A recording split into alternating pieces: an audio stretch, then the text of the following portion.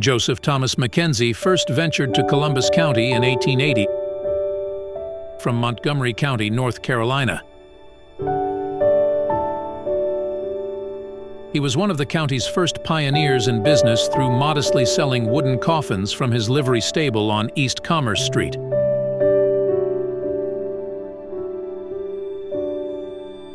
As the area developed and businesses grew, Mr. McKenzie opened Columbus County's first undertaking firm in 1890. In his business ventures, he became the first Ford dealer in Whiteville and also founded the J.T. McKenzie Furniture Company, which served in conjunction with his undertaking firm. He was also the owner of Whiteville's first motorized funeral coach, a 1913 Model T Ford. The coach cost a total of $600 and arrived to Columbus County by railroad services. The body is completely framed in oak with ornate panels, columns made from pine, elaborate draperies, and is completed with a window with alternating diamond-shaped panes of clear and frosted glass separates the rear compartment from the driver's seat. It also comes complete with a side lantern that served as a vigil light. The second hearse that Mr. McKenzie received was a 1926 Dodge Brothers. This particular motor coach was much less elaborate than the 1913 Ford. The body was metal instead of wood, and it lacked the stained glass window embellishment that was present in the Model T, presenting a simpler sliding glass window. In 1940, Thomas Milton McKenzie assisted his father, Joseph Thomas McKenzie, in building a funeral home that would incorporate a variety of services devoted to better serve the community. As a result, McKenzie Mortuary was established on Jefferson Street in Whiteville, North Carolina, across from the home of Joseph Thomas McKenzie.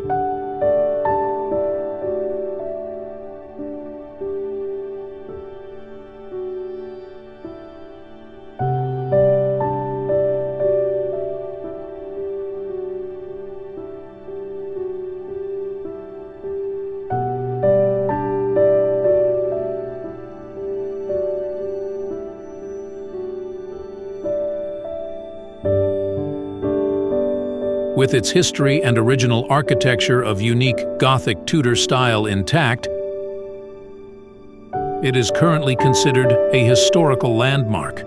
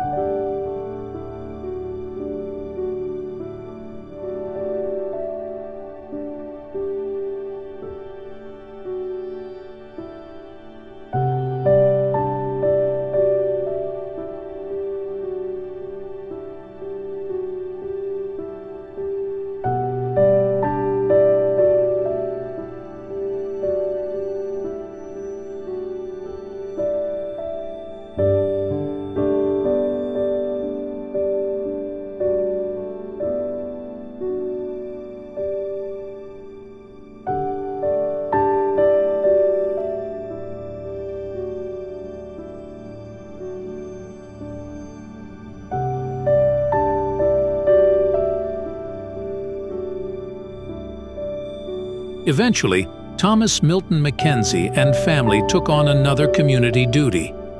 During this time, the ambulance service served in affiliation with the funeral firm.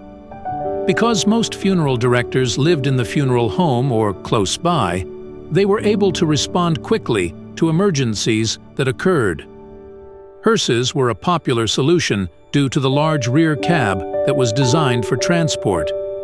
This practice became popular until a more structured emergency system was put into place in the community beginning in the early 1970s. Along with the furniture business, rescue and funeral service, the family also managed and operated the family farm.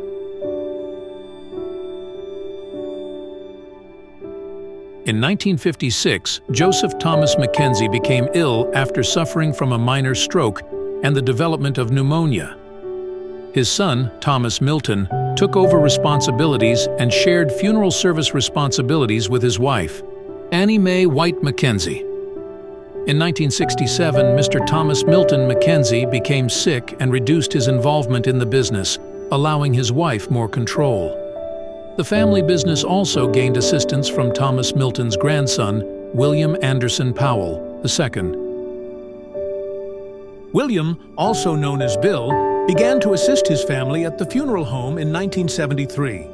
A year later, Mr. Thomas Milton McKenzie passed away on April 17, 1974, leaving McKenzie Mortuary in the hands of his wife, Annie Mae. Bill received his funeral directing license in 1975, and in 1989, he became the active manager after the passing of his grandmother. Ownership was then passed down to the daughters of Thomas Milton and Annie Mae McKenzie. Ann McKenzie Powell and Sally McKenzie High. In 2001, the son of Bill Powell, William Anderson Powell III, also known as Andy, received his funeral director's license, following in the footsteps of his father, great-grandfather, and great-great-grandfather.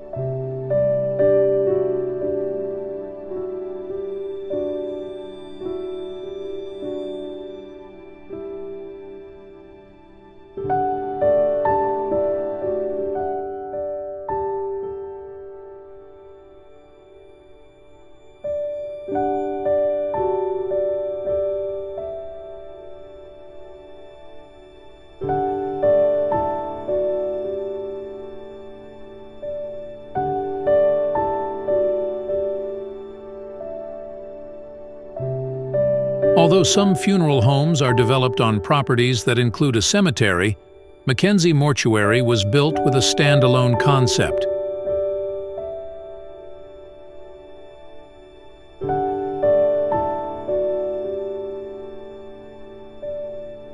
McKenzie Mortuary continues to be family-owned, passed down 4 generations.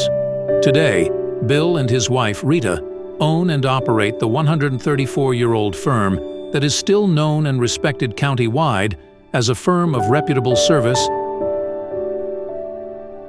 and personal commitment.